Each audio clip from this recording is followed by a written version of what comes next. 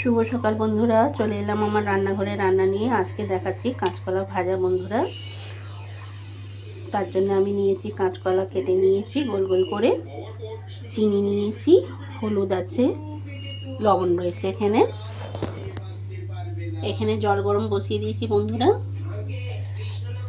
কাঁচকলাগুলো দিয়ে দেবো।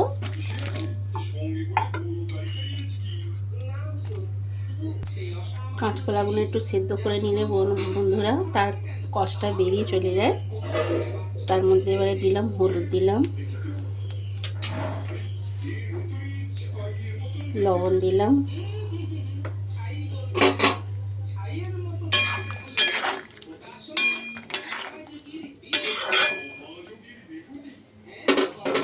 পরে আসছি বন্ধুরা।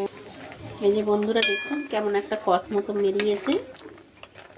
এগুলো বার করার জন্য একটু সেদ্ধ করা, আর সব থেকে বড় হলো চিনি দিয়াটা।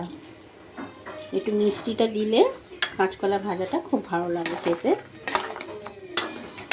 আসছি বন্ধুরা।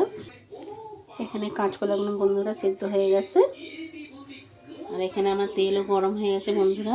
এবারে একটা একটা করে ছাড়বো।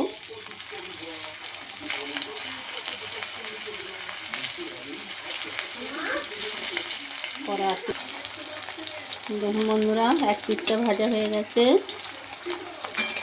এবার এই এক পিঠ আরও ভাজতে হবে। উল্টে দিচ্ছি এগুলো। আসছি বন্ধুরা। দেখুন বন্ধুরা, কাঁচকলাটা ভাজা হয়ে গেছে। এবারে তুলবো এগুলোকে। পরে আসছি বন্ধুরা। কাঁচকলাগুলো ভাজা হয়ে গেছে বন্ধুরা।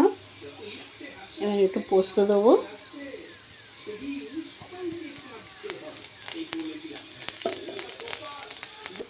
দেখুন বন্ধুরা, পোস্ত দিয়ে ভাজা করে নিয়েছি।